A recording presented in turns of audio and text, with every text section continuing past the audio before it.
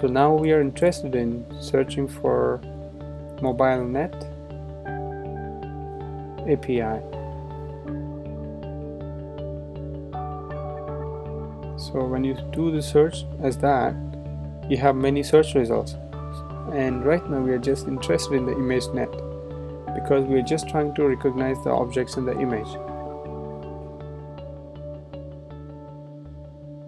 And if I see this one, I see that there is a new update in this one which was not available when I was trying to build the first version of this project.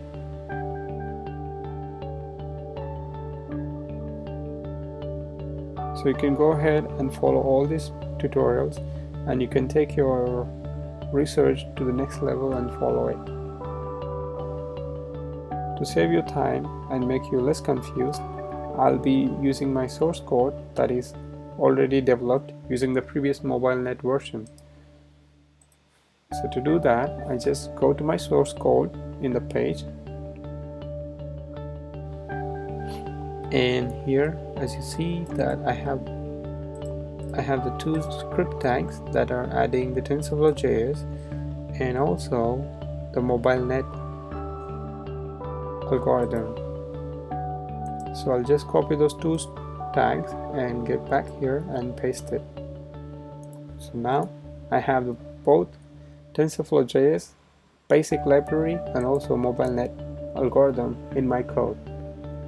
So I'll just save this one. I'll switch back to my code, and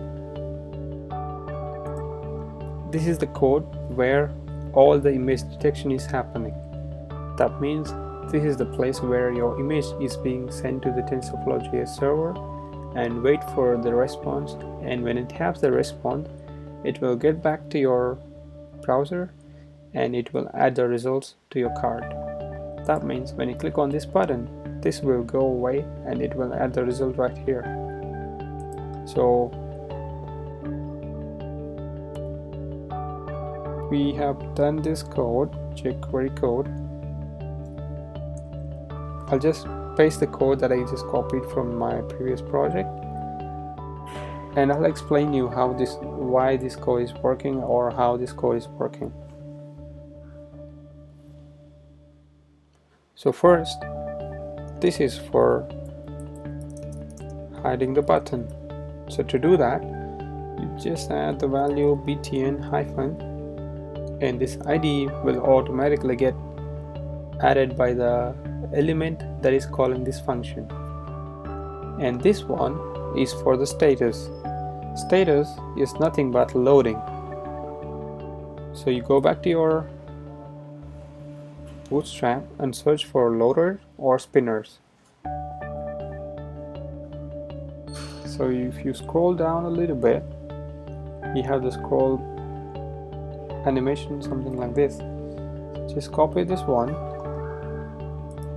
and you go back.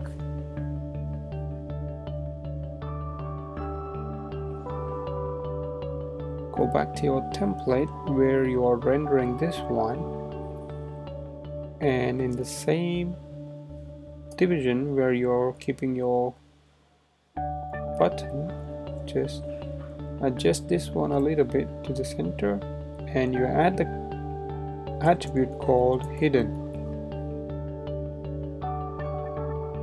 So when we add the attribute called hidden, that means the code still exists but it is not visible because we've been hiding it. However, we can unhide it using the JavaScript. That is what we are going to do now.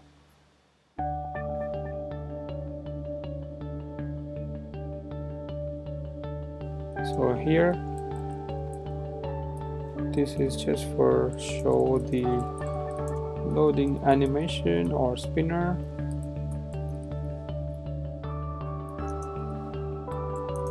This is for loading your MobileNet algorithm, and we give it enough time. That means we are waiting until the algorithm starts responding to your browser or start listening in your browser.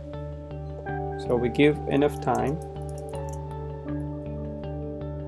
to MobileNet to get loaded. So now we have to find the image URL that is being generated in our template. So if you observe carefully, this is where our image is getting generated, and every image source or every image tag have an ID. So let's use that ID to call this one.